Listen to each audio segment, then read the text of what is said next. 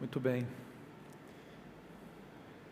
É bom mesmo a gente poder estar junto, a gente está na presença não só dos nossos irmãos, mas na presença de Deus, certo? Beleza? É isso aí, hoje a gente vai continuar falando sobre oração.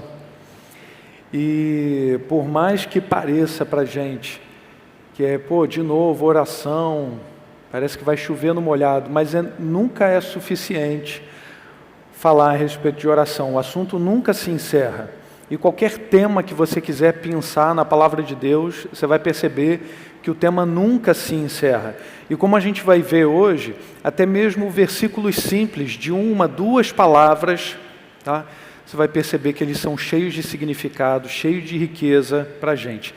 E é isso que eu pretendo pedir a Deus e que eu pretendo que aconteça hoje aqui nessa hora. Que a gente, num versículo muito simples, a gente seja impactado e perceba a profundidade da palavra de Deus e que o nosso coração esteja totalmente ligado ao Senhor. A gente vai meditar na carta de 1 Tessalonicenses. O apóstolo Paulo escreve aos Tessalonicenses, tá bom? A gente vai ler o capítulo 5, verso 17, que é o principal texto nosso.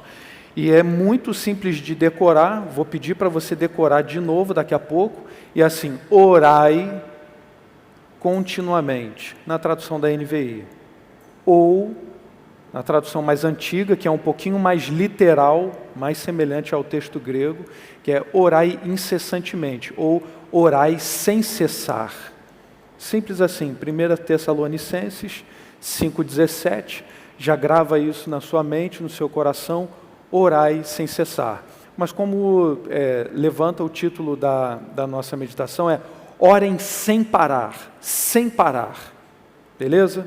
Tudo bem? O que estava acontecendo lá em Tessalônica? Vamos entender isso um pouquinho melhor. Paulo escreve aos Tessalonicenses a partir de Corinto.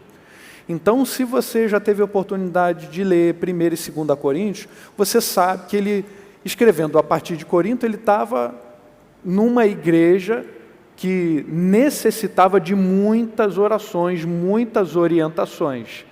Tinha diversos problemas na igreja de Corinto, tá? Mas Paulo está escrevendo a Tessalônica, a igreja de Tessalônica. Como é que era o contexto ali daquela cidade? Uma cidade portuária, comércio rico, um centro de comunicação, de interconexão lá entre diversas rotas comerciais. Então era uma cidade que na antiguidade cristã tinha uma importância, era um grande centro comercial, já tinha uma igreja cristã, tinha bastante gente, e como é natural de todo e qualquer grande centro, tinha muitas distrações. E Paulo, quando escreve aos Tessalonicenses, ele adota um tom escatológico. Ele, a todo momento, através da carta, ele lembra aos Tessalonicenses que haverá uma segunda vinda de Jesus Cristo. Então, em 1 Tessalonicenses, esse tom escatológico faz toda a diferença. E aí você vai perceber que Paulo, pensando aí numa igreja de um grande centro, uma igreja num local onde havia diversas distrações, uma igreja que estava nascendo, Paulo, ele tem a preocupação, inspirado por Deus, de falar aos Tessalonicenses, inspirando a fé deles, inspirando a eles terem uma vida de mais profunda piedade. E no capítulo 5, verso 17, ele diz de maneira muito simples, nas suas orientações finais: orem sem parar, orem incessantemente, orem continuamente. Então, para a gente entender esse versículo simples, que a gente vai voltar nele daqui a pouco de maneira mais detida, a gente precisa ter, para interpretar esse versículo e a carta como um todo, esse horizonte escatológico, esse horizonte de uma esperança que Paulo está querendo que fique cada vez mais forte no coração dos Tessalonicenses, que Cristo vai voltar.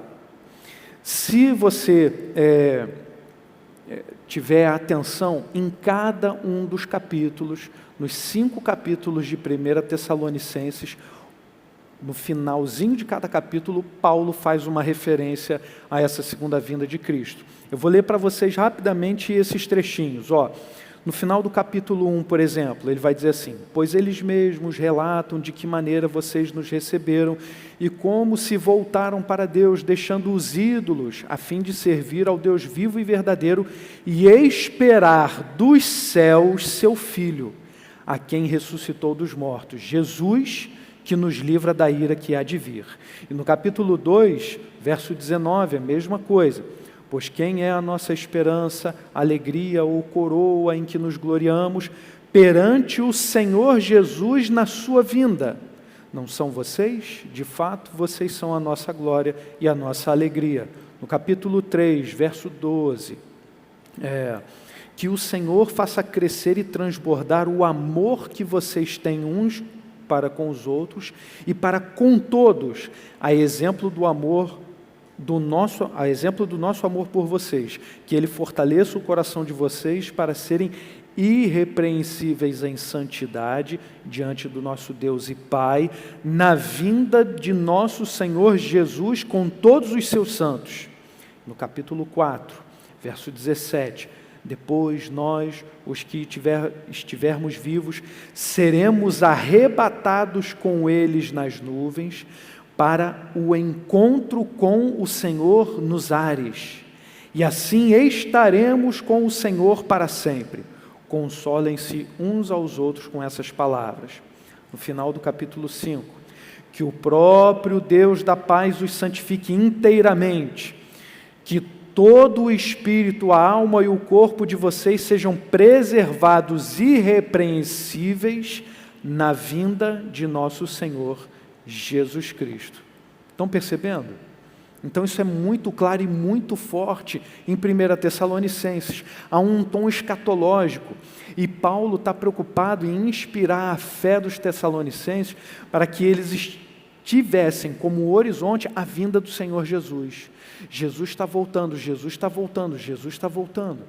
E nas orientações finais, no capítulo 5, que eu quero me deter agora com vocês, a gente já sabe qual é o nosso versículo, mas vamos entender ele dentro desse contexto maior das diversas orientações que ele faz. Então, em 1 Tessalonicenses, capítulo 5, a partir do verso 12, Paulo diz assim: agora pedimos a vocês, irmãos, que tenham consideração para com os que se esforçam no trabalho entre vocês, que os lideram no Senhor e os aconselham. Tenham-nos na mais alta estima, com amor, por causa do trabalho deles. Vivam em paz uns com os outros. Exortamos vocês, irmãos, a que advirtam os ociosos, confortem os desanimados, auxiliem os fracos, sejam pacientes para com todos. Tenham cuidado para que ninguém retribua o mal com o mal, mas sejam sempre bondosos uns para com os outros e para com todos. Alegrem-se sempre, orem continuamente, ou como a gente diz, orem sem cessar, orem sem parar. Deem graças a Deus em todas as circunstâncias, pois esta é a vontade de Deus para vocês em Cristo Jesus. Não apaguem o Espírito, não tratem com desprezo os profetas, mas ponham à prova todas as coisas e fiquem com o que é bom.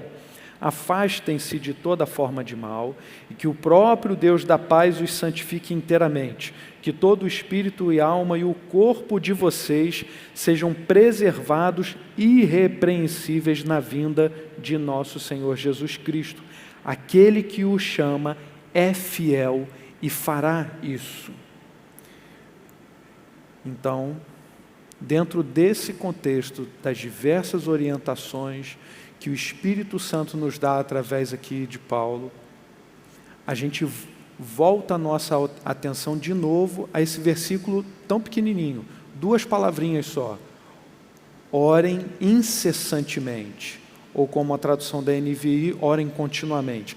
Mas eu vou ficar com o orem incessantemente porque é mais literal. Orem sem parar. Já gravamos, não gravamos? Já decoraram, né? 1 Tessalonicenses 5,17. Orem sem cessar, orem continuamente, orem sem parar, orem incessantemente. Escolhe qualquer dessas traduções e grava no teu coração, ok? Mas vamos entender o seguinte: como é que é essa história de orar sem parar? Como é que eu oro sem parar? Se a gente entender a oração como um mero falar com Deus, a gente não vai entender toda a profundidade do que Paulo está falando aqui com duas palavras muito simples: orem incessantemente, orem sem parar. Pô, então quer dizer que é para eu não parar de falar com Deus? Deus Todo-Poderoso, cara, maravilhoso, pô, tu sabes tudo que eu preciso e eu quero, preciso daquilo outro, do Senhor, eu te dou glória a Deus, te agradeço porque o Senhor falou, você está falando, não posso falar com você agora, mãe, não posso falar com você agora, pai, não, gente, não posso falar com vocês agora, estou falando com Deus, é isso, não é isso. Se você entende a oração dessa forma, que um mero falar com Deus, você não vai conseguir entender a profundidade do que Deus está falando ao nosso coração aqui, tá?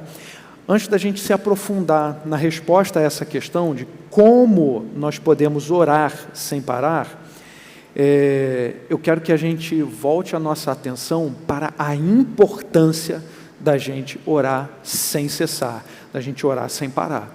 E aí eu reuni duas lições muito simples dentro desse contexto todo de Tessalonicenses. A primeira é a seguinte: é necessário que a gente se prepare para a volta de Jesus. O orar sem parar está dentro desse contexto aqui em 1 Tessalonicenses. Como a gente viu aqui, a carta é marcada por essa esperança do retorno de Jesus, a esperança da volta de Jesus. E há pouco tempo, alguém pregou aqui lá em Lucas 18, que é a parábola do juiz iníquo e da viúva, que ficava dia e noite insistindo ao juiz que lhe fizesse justiça. Como diz lá em Lucas 18, Jesus diz assim: eu vou ensinar a vocês uma parábola a respeito do dever de orar sempre e nunca desanimar. Então, juntando o que Jesus ensina em Lucas 18 ao que Paulo está falando aqui em 1 Tessalonicenses, fica claro para nós que é necessário a gente se preparar para a volta de Jesus. E a preparação para essa volta envolve orar sem parar. Lembrando um pouquinho de alguns detalhes dessa parábola, né? Numa cidade havia um juiz que ele não temia a Deus, e uma viúva, ela insistia para que ele fizesse justiça a ela contra um adversário que tinha feito qualquer coisa contra ela lá. Mas ele se recusou. Não enche a minha paciência, deixa para lá, fica insistindo não, poxa. Mas por ela insistir continuamente, por ela insistir sem parar, o juiz resolveu fazer o seguinte: vou atender logo o caso dela, para que ela não perturbe mais a minha paciência. Daí Jesus diz o seguinte para a gente lá em Lucas 18: acaso Deus não fará justiça aos seus escolhidos que clamam a Ele dia e noite? Continuará fazendo-os esperar? Você pode estar aí desesperado, né? Como Diogo acabou de orar agora, falando, esse contexto todo, você pode estar temeroso, preocupado, graças a Deus a gente veio aqui, estamos na presença dos nossos irmãos, melhor ainda, na presença de Deus, ótimo, ótimo. Mas algumas pessoas ainda estão dominadas pelo medo, estão muito preocupadas. E aí Jesus nos diz: acaso Deus não fará justiça aos seus escolhidos? A gente tem visto muitas coisas acontecerem. Será que a gente orando a Deus, será que Deus não vai fazer justiça? Não vai acabar com essa situação toda? Não vai trazer à tona as obras do mal que se levantaram aí nesse período? Aquelas pessoas todas que usaram o medo e até usaram de má fé para com as pessoas para ganharem mais dinheiro, para prejudicarem outros e terem lucro ou qualquer outro tipo de vantagem. Será que se a gente orar a Deus, Ele não vai trazer justiça? Claro que vai. Só que Jesus continua, em Lucas 18, 7 e 8. Acaso Deus não lhe fará justiça aos seus escolhidos que clamam a Ele dia e noite? Continuará fazendo-os esperar? Eu lhes digo, Ele fará justiça e depressa. Contudo, quando o Filho do Homem vier, encontrará fé na terra? Jesus termina essa lição fazendo essa pergunta. Contudo, quando o Filho do Homem vier, encontrará fé na terra? Será que quando Jesus voltar, Ele vai encontrar alguém preparado? Quantas pessoas estarão preparadas para essa volta? Será que na volta de Jesus Ele vai encontrar o seu povo todo mundo orando? Exercendo a fé diante de Deus, na presença de Deus? Será que Jesus encontrará alguém orando, pedindo por justiça? Clamando a Deus, o verdadeiro Rei, Senhor do Universo, clamando a Ele pela solução das coisas que realmente só Ele tem solução? Só Ele pode dar fim? Não é o homem que vai acabar com esse estado de coisas ruins que nós temos vivido. Somente Deus pode fazer isso. E somente Jesus é a resposta para tudo isso. Por incrível que pareça, todas as situações que nós temos vivido, principalmente ultimamente, têm uma e somente uma resposta: Jesus. Jesus. Só que quando Jesus voltar, Ele vai encontrar a gente orando? Ele vai encontrar a gente clamando a Deus? Ele vai encontrar fé na terra? Ou será que Ele vai nos encontrar tentando criar aplicativos, soluções para problemas que só Ele dá? Não, eu tenho um aplicativo aqui, Senhor, não preciso orar, não preciso do Senhor, eu tenho um aplicativo aqui que vai me solucionar. Hoje a gente está caminhando para um tempo, e algumas profissões ficam até preocupadas, Algumas pessoas ficam preocupadas nas suas profissões. Advogados, médicos, já tem aplicativo que vai te dar uma consulta.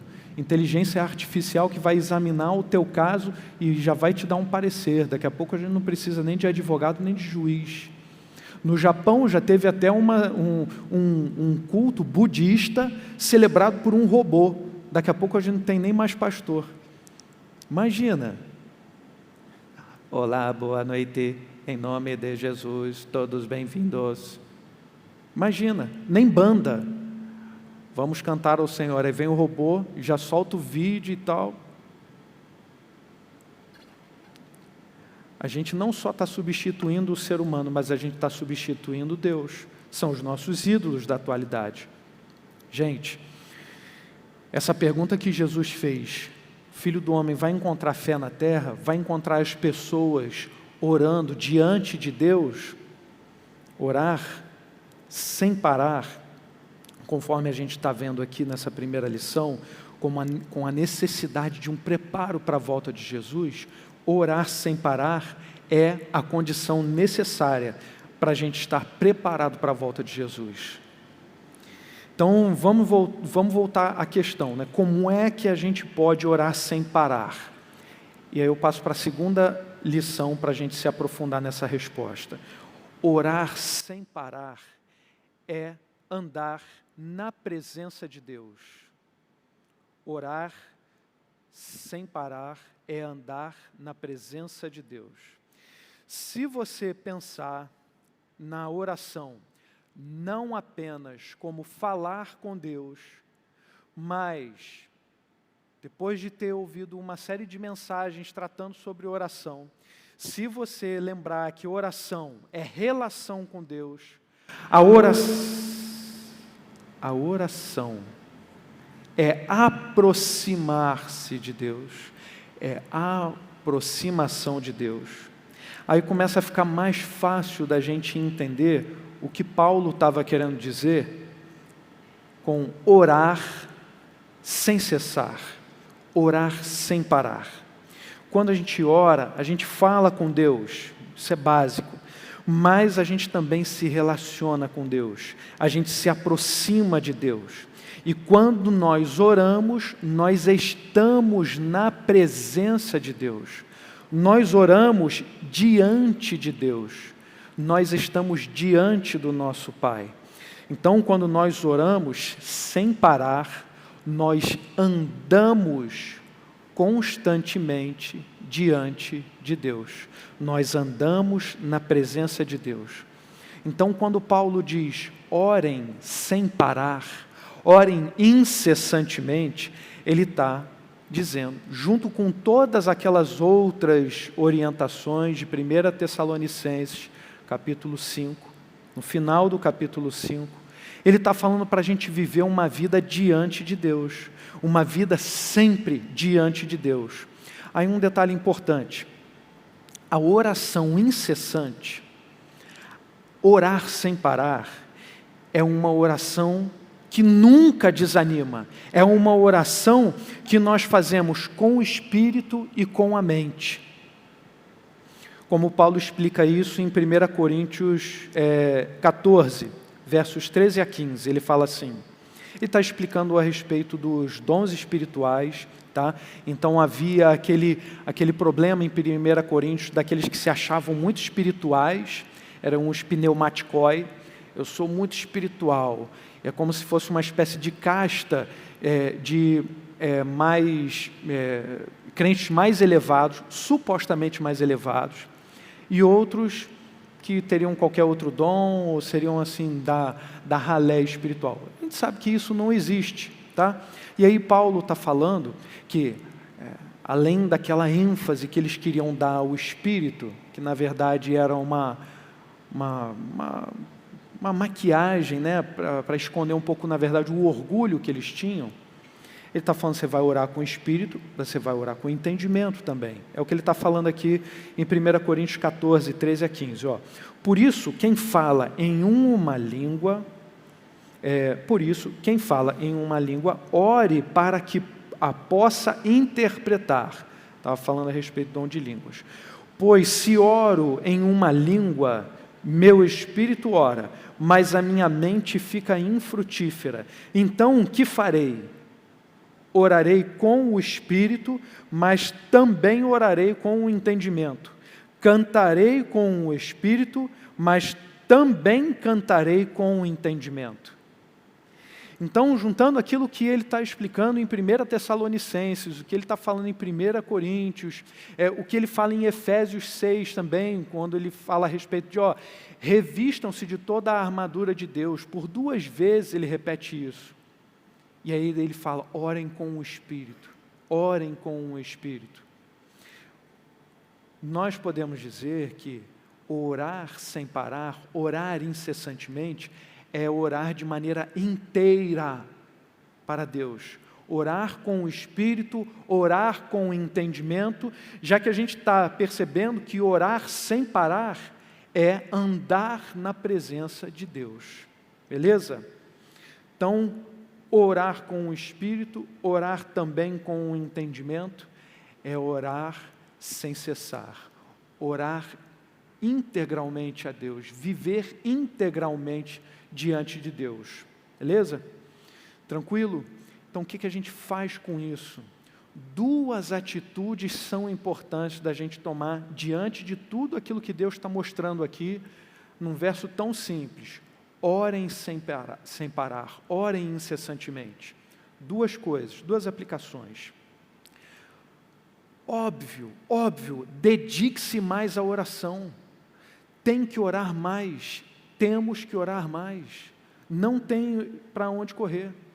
E aí, gente, vocês vão me perdoar, tá bem? É claro que, por causa do momento de culto e dessa hora aqui, eu tenho que ser mais polido. Então não vou usar as palavras aí que eu até gostaria. Mas, não me venha com desculpa para não orar. Qualquer desculpa que você me disser, preciso orar mais, não tenho orado, é relaxamento, gente. Não tem para onde correr. Não interessa a vida corrida que você tem, quantos trabalhos que você tem, não interessa. Se você não arrumou horário, tempo para orar, pelo amor de Deus, não há desculpa que possa justificar isso. Se você me apresentar, tá? Não precisa ser hoje, depois do culto, não. Pode ser qualquer hora que você me vira aí pela igreja, você fala assim, Daniel, você falou, né? e não tem desculpa, então, qualquer desculpa que você me apresentar, eu te apresento pelo menos 5 soluções para você arrumar tempo e orar. E eu estou falando 5 soluções, gente, é um número assim, até aleatório, para ser um pouquinho até humilde, porque eu queria colocar assim 10. Eu te dou uma lista de 10 soluções, você pode dizer, não consigo orar, por causa disso. Vou te dar 10 soluções, mas aqui eu fui mais humilde, vou te dar 5. 5 soluções para o seu problema de falta de oração. Não tem jeito, a gente tem que se dedicar mais à oração. Eu posso garantir, gente, que qualquer desculpa que a gente apresente é absolutamente pequena diante de Deus e diante de tudo isso que Deus está falando aqui em 1 Tessalonicenses. A orar sem parar aqui a gente está entendendo dentro da perspectiva da volta de Jesus. Jesus está voltando. E se olha, lá no 1º século, Paulo tinha isso como uma esperança forte e tão imediata, para nós hoje, parece ainda mais imediata, parece que Jesus está voltando. Cresce a perseguição aos cristãos, a gente tem sido impedido de pregar o Evangelho em alguns lugares, de diversas maneiras. Em alguns lugares os cristãos são até mortos por pregar o Evangelho. Em outros lugares eles têm que se esconder, não pode nem carregar uma Bíblia. Em outros lugares, se você tiver até uma Bíblia no teu celular, o governo vai saber. E aí, o que a gente faz diante disso? A gente aqui com certa liberdade, a gente não vai orar? Na verdade, a gente pode resumir tudo isso daqui, se a gente diz assim, eu tenho problema, eu tenho dificuldade. Se a gente não se dedica mais à oração, é sinal que o nosso amor a Deus, a Jesus, deve ter esfriado um pouco. Porque tudo se resume a isso. Tudo se resume ao amor. A palavra de Deus nos diz que Deus é amor, tem todo um livro para exemplificar a nossa relação, a relação da igreja com Deus, o livro de Cantares, como uma grande metáfora de um casamento, uma relação amorosa.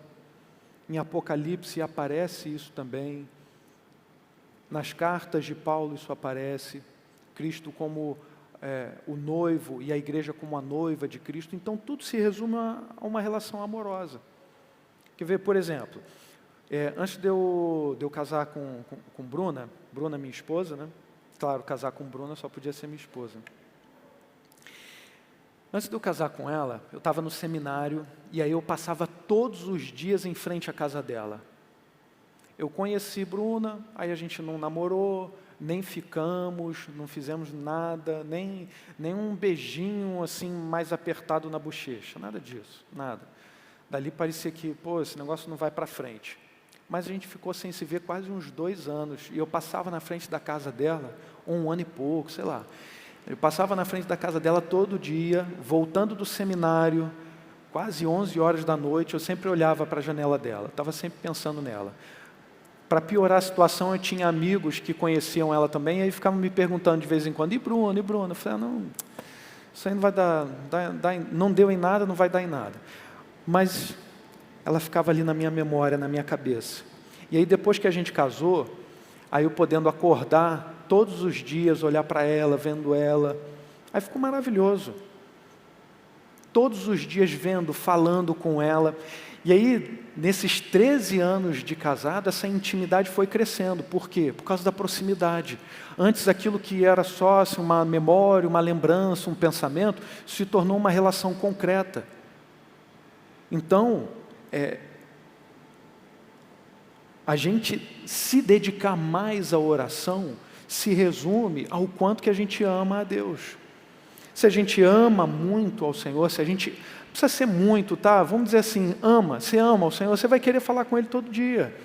Eu antes só olhava a janela de Bruna, depois eu estou com ela aí todo dia, toda noite, beijinho, abraço, conversa, WhatsApp. Bruna é minha melhor amiga, quando tem alguma coisa engraçada, eu vejo muita receita de comida no Instagram, né? Eu até tentei desinstalar o Instagram um pouco, porque eu estava ficando muito guloso, né? Aquelas coisas, estou cobiçando muita comida, eu tenho que parar com isso. E fico mandando tudo para ela, agora tem que parar por causa da gravidez, para não ficar atiçando o paladar dela. Que aí ela fica vendo, pudim de leite, pudim de leitinho, hambúrguer com bacon, frango com bacon, aquelas coisas assim maravilhosas, né? O cara que vai ser assim, vai ficar trilionário e vai fazer um bem para a humanidade, vai ser o cara que inventar um aplicativo ou naquela impressora 3D, que você pega essas receitas, você joga na máquina e ela faz para você. Olha que maravilha. Vai ser maravilhoso. Eu sonho com isso. Mas enfim, estou com Bruna, todo dia a gente se vê e a gente compartilha as coisas. Imagina se eu dissesse para vocês que eu amo Bruna e não falo com ela, não converso com ela, não tem sentido. A mesma coisa com o Vitor, meu filho. Daqui a pouco está chegando mais um. A gente não decidiu ainda o nome, então não vou falar dele hoje, tá? Vitor, hoje a gente está num período de férias, então eu consigo estar bastante tempo com ele. Mas daqui a pouco, em fevereiro, volta aquela loucura, intensidade, dando aula manhã, tarde, noite. E aí quando volta esse ritmo, várias vezes, tem dias que eu acordo tão cedo e saio, Vitor ainda está dormindo, e quando eu retorno para casa, depois de ter dado aula à noite, ele está dormindo. Então, mesmo que ele esteja ali próximo de mim, eu sinto falta de falar com ele, de conversar com ele, saber o que aconteceu, o que ele descobriu, o que ele fez naquele dia. Então, mesmo tendo aquela proximidade física, eu sinto falta de estar perto dele, de conversar com ele. E aí eu me sinto até um pouco menos pai, porque eu não estou tendo essa intimidade toda, esse contato todo. A mesma coisa acontece quando a gente deixa de orar. Então a gente tem que orar mais, a gente precisa orar mais. Enquanto a gente dedicar mais tempo às nossas distrações do que à oração, a gente não vai aproveitar a alegria que é andar continuamente na presença de Deus. O que a gente viu, orar sem cessar, é andar continuamente na presença de Deus. Então, se a gente não ora, a gente não aproveita essas coisas, a gente não vai descobrir o prazer dessas coisas, assim como uma relação amorosa. Tudo aquilo que eu imaginava ser bom no período do namoro com Bruna não se compara a esse tempo todo de intimidade.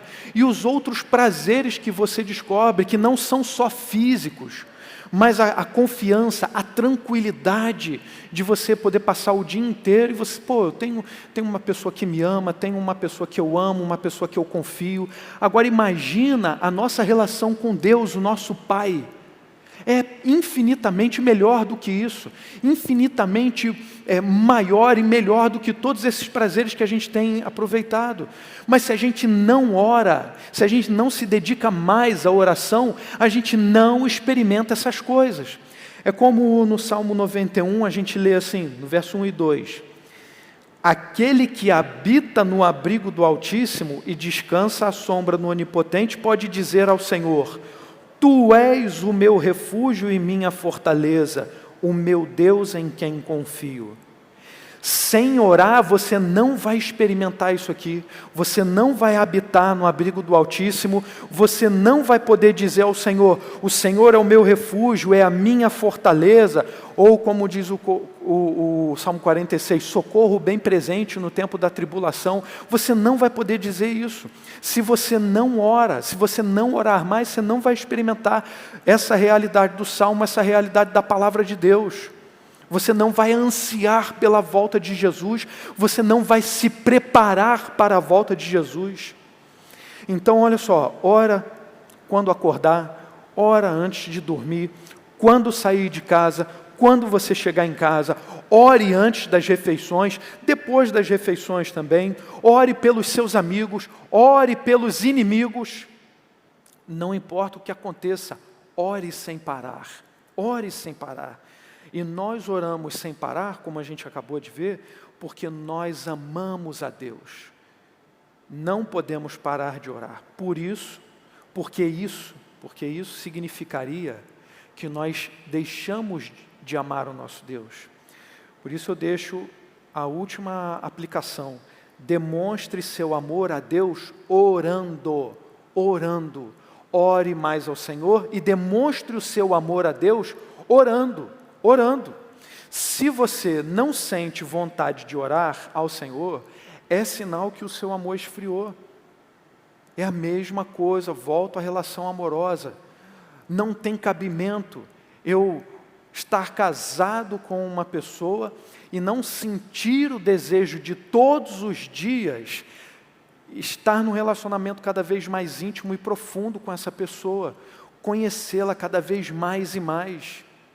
E não vamos falar apenas de um relacionamento amoroso, do casamento ou no namoro, mas do amor filos, do amor de amizade. Não tem cabimento você dizer que é amigo de uma pessoa se você não sabe nem qual é o sabor de pizza preferido dessa pessoa. Não tem como, você não conhece, você não fala com ela, você não sabe para qual time que ela torce, você não está nem sabendo se ela está vindo à igreja, se não está, ou como a história do amigo de oração. Se você não ora pelo teu amigo de oração, você não está interessado nele. Você não procura saber da vida dele, você não procura saber dos gostos dele, das necessidades de oração. Então como é que você pode dizer que essa pessoa é seu amigo de oração? Você não está orando por ele. Demonstre o seu amor a Deus orando mais, orando ao Senhor. Porque para amar a Deus só da boca para fora, não tem serventia nenhuma. Prove que você ama a Deus orando mais. Prove o seu amor a Deus orando. Gente, tenha em mente o seguinte, importante lembrar que a gente está direcionando, estou falando muito você, estou falando, me referindo à oração de uma maneira muito pessoal, mas é importante que a gente tenha a certeza e a consciência de que a oração não é apenas feita no quarto secreto, mas a oração, ela é feita também na igreja. A oração não é feita apenas eu diante de Deus, mas nós na presença de Deus. Estão entendendo? Então, quando a gente fala de orar mais e demonstrar o amor a Deus orando, a gente está falando de orarmos sozinhos, orarmos na igreja, orarmos com os nossos irmãos. Isso é orar sem cessar, isso é orar sem parar, isso é andar na presença de Deus. Então você tem a oportunidade de, na quinta-feira, orar aqui no culto de oração, na sexta e no sábado, orar antes dos cultos. Você tem a oportunidade de orar nas células, orar no discipulado. E, puxa vida, se você não está na célula ou no discipulado nesses dias, venha orar na quinta, na sexta e no sábado. Orar com os irmãos, orar pelos irmãos. É maravilhoso a gente chegar antes do culto, a gente fica assim, preocupado, temeroso, cheio de zelo pela palavra de Deus, vou falar aos meus irmãos, mas olha que maravilha, chegar na reunião de oração antes e ouvir uma pessoa orando, quem vai trazer a mensagem? Que o Senhor fale. Já acalmou um pouco mais meu coração, já diminuiu a minha preocupação, me trouxe de volta um pouco mais para o eixo, que é o Senhor Jesus. A oração faz isso, nos coloca diante de Deus, na presença de Deus. Não tem como o crente andar de outra maneira, andar em outro trilho que não seja o Senhor Jesus, que não seja diante de Deus. Então, prova o seu amor a Deus participando das reuniões de oração, orando com os irmãos, orando pelos amigos de oração, orando pelos motivos de oração. A gente tem um grupo de intercessão da igreja lá no WhatsApp. Todo dia tem motivo de oração. Então, todo dia a gente tem oportunidade de orar por alguém, não só por nós. E aí se lembre do seguinte, quanto mais nós oramos, mais nós estamos preparados para a volta de Cristo. Quanto mais nós orarmos, mais preparados estaremos para a volta de Cristo. Amém? Então ore sem parar, ande sempre na presença de Deus. Vamos orar. Senhor Deus bendito, muito obrigado, Pai, por esse esse momento de meditação na Tua Palavra e por tudo aquilo que o Senhor nos ensinou aqui nesse contexto de 1 Tessalonicenses, para que a gente ore sem cessar, para que a gente ore sem parar. Deus, te peço que o Senhor toque profundamente os nossos corações para essa importância, Pai. Não tem como a gente se preparar para a volta do Senhor sem orarmos. Não tem como a gente viver fora da presença do Senhor. A gente precisa viver diante do Senhor e para isso a gente precisa orar e orar mais, Pai. Que cada um de nós se comprometa de demonstrar esse amor ao Senhor, orando mais, Pai, buscando mais ao Senhor, sem desculpa, Senhor, sem apresentar diante do Senhor qualquer subterfúgio, qualquer desvio, mas que a gente se comprometa em orar mais, orar sem parar, em nome de Jesus. Amém.